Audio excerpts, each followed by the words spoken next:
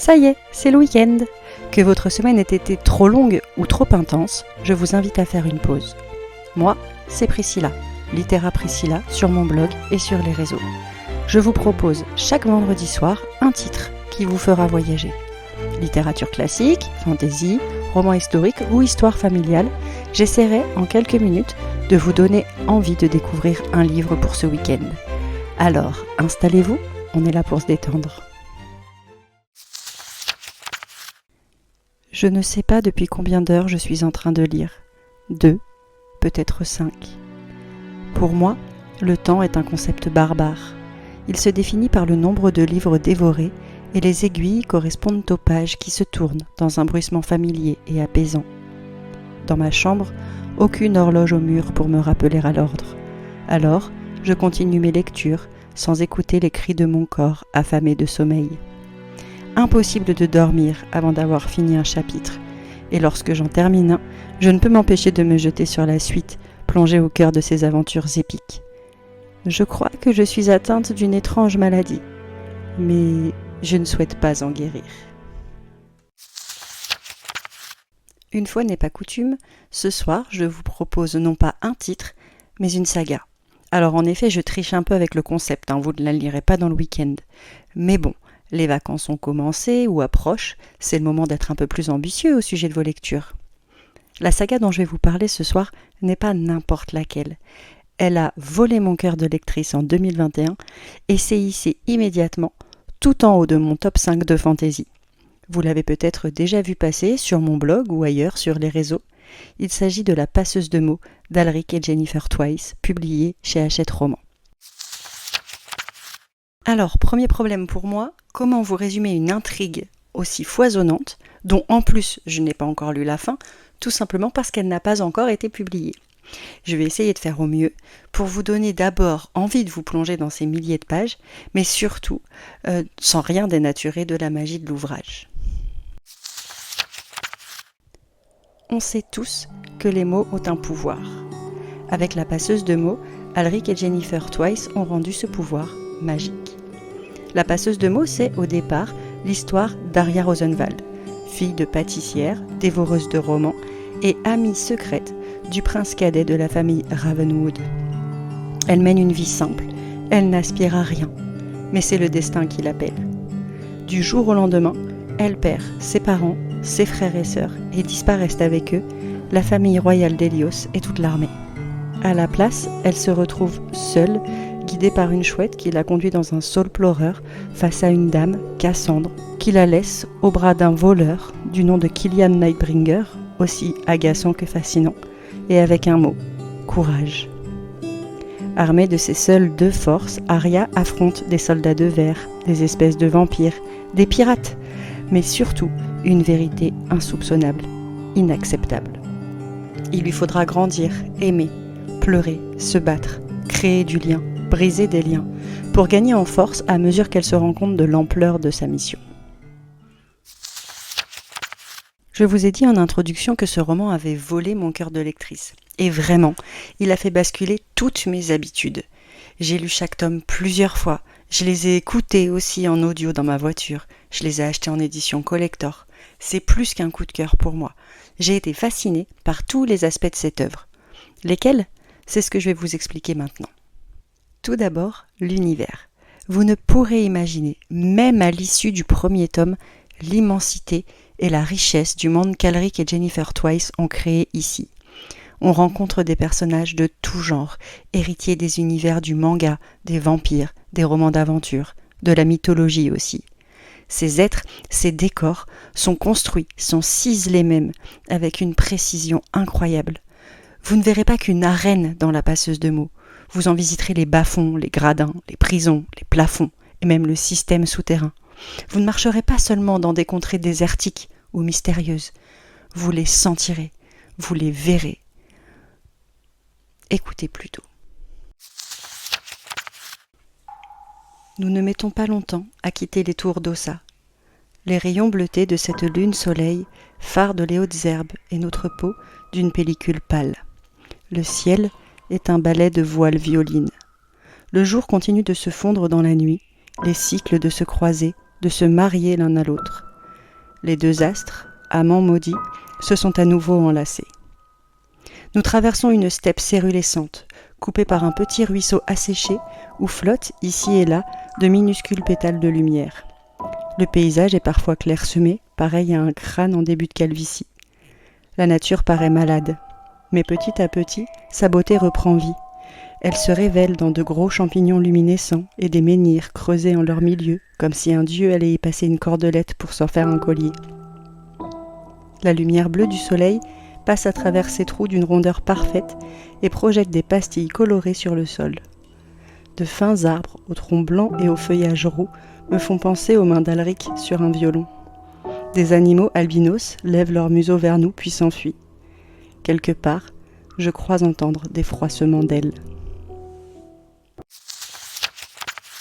Deuxième force de cette saga, ses personnages.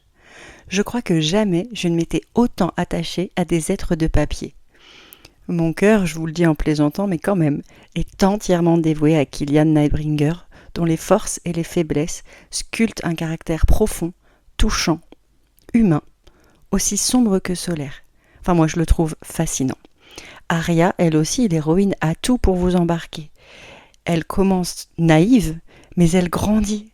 Elle doute, elle a peur, et elle n'abandonne jamais. Très vite, le lecteur fait aussi partie intégrante de son limé. Le limé, c'est ce lien unique et indéfectible qu'elle tisse avec les autres. Alric, le troisième élément du trio principal, est à la fois le personnage le plus et le moins humain. Je vous laisserai découvrir par vous-même pourquoi. Je ne peux pas tous vous les lister, mais tous, je vous le promets, sont incroyables. Aucun manichéisme dans ce théâtre d'être, juste de l'humanité. L'amour lui-même est fin. Il n'est pas torturé, il n'est pas facile, il n'est pas immédiat, il n'est rien de ce qu'on connaît déjà. Les personnages se construisent constamment au contact les uns les autres, dans le combat, dans l'opposition, dans la provocation. Rien n'est figé, rien n'est définitif. Ils se font chuter, ils se relèvent et constamment, on vibre avec eux. Troisième point et non des moindres, la conduite de l'intrigue. Le roman a beau faire des milliers de pages et ce n'est pas fini, le lecteur ne s'ennuie pas une seule seconde. Si vous êtes amateur de combat, si vous êtes amateur d'enquête, d'intrigue, de suspense, de romance, tout y est. Vous ne pouvez pas vous ennuyer. On passe du ciel à la mer, à la terre, au souterrain, du désert à l'océan. Tout est là, rien n'est en trop. Personne ne t'a dit que ce serait facile, et Envalaan. Rien ne l'est dans ce monde. Je sais de quoi je parle. Il faut sans cesse se battre pour obtenir ce que l'on veut. La reconnaissance, le pouvoir, la paix, l'amour, tout. C'est dur, c'est injuste, mais c'est comme ça. La vie est un perpétuel champ de bataille. Au fond, tu es une guerrière, mais tu ne le sais pas encore. Alors je ne me fais pas de soucis. Ces efforts en vaudront la peine. Je peux te l'assurer. Tu en vaux la peine. Tu n'as qu'à imaginer que cet endroit est un rêve et que tu vas bientôt te réveiller. Si tu fuis ta peur, tu deviendras son esclave. C'est peut-être mieux que d'affronter seule la réalité. Qui t'a dit que tu serais seule ? Je ne dis rien, consciente de ma bêtise. Tu n'es pas seule dans ce combat. Il va falloir que tu te mettes ça dans la tête une bonne fois pour toutes. Et si tu le souhaites, considère-moi comme ton refuge. Enfin, parce qu'il faut bien s'arrêter à un moment, oui, parce que je pourrais parler de cette saga pendant des heures, il y a la peinture des émotions. Je n'ai jamais autant pleuré en lisant un roman. Pas toujours quand c'était triste d'ailleurs, bien plus souvent quand c'était juste. En fait, au cœur de la tourmente, Arya, Kilian et les autres n'ont que peu de temps pour se poser, réfléchir, verbaliser leurs émotions ou expliquer leurs actions. Quand une vérité leur est révélée, une vérité profonde sur eux-mêmes, elle est violente. Tel un raz-de-marée, elle arrache tout sur son passage. Ce dévoilement, le lecteur l'attendait toujours, mais ne s'y attendait jamais vraiment. En tout cas, pas ainsi. Je sais pas si je suis très claire. J'espère en tout cas que je vous fais sentir mon enthousiasme. Bref, tout est fort dans La Passeuse de mots.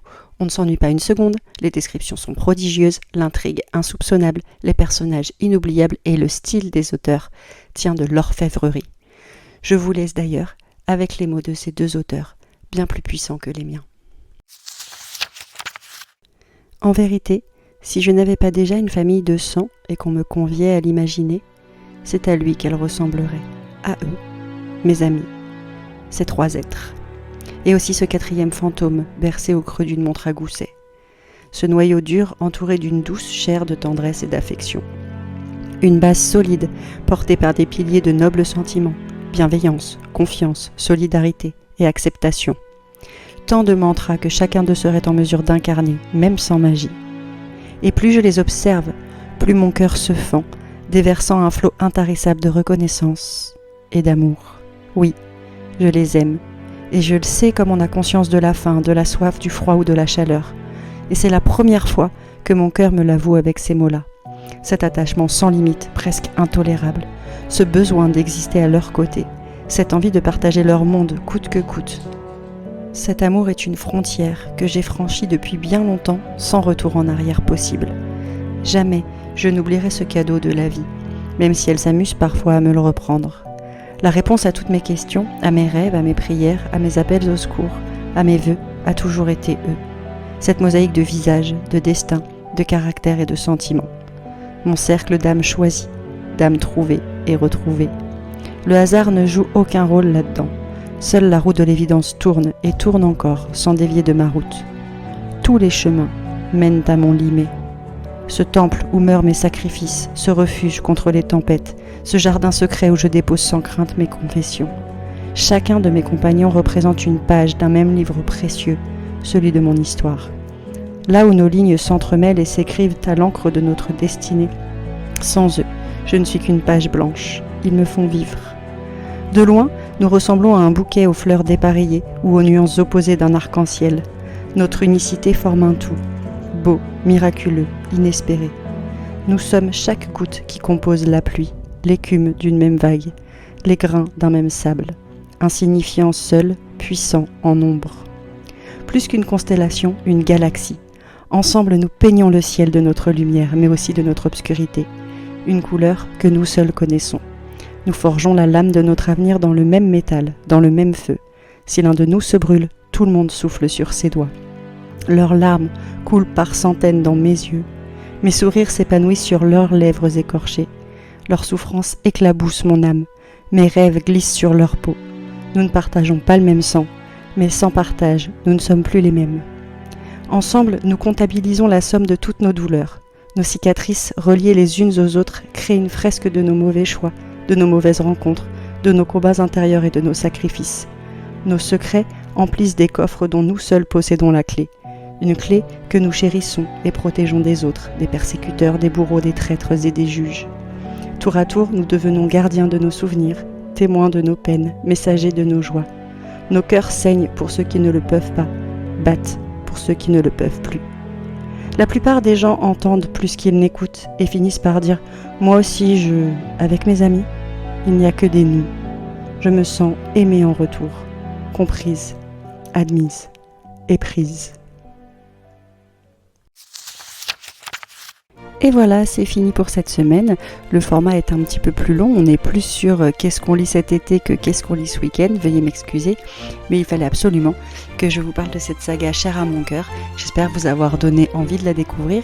N'hésitez pas à me le dire si c'est le cas et à partager ce podcast si vous trouvez qu'il en vaut la peine. Je vous souhaite une bonne semaine et je vous dis à très vite pour de nouvelles aventures littéraires. Salut!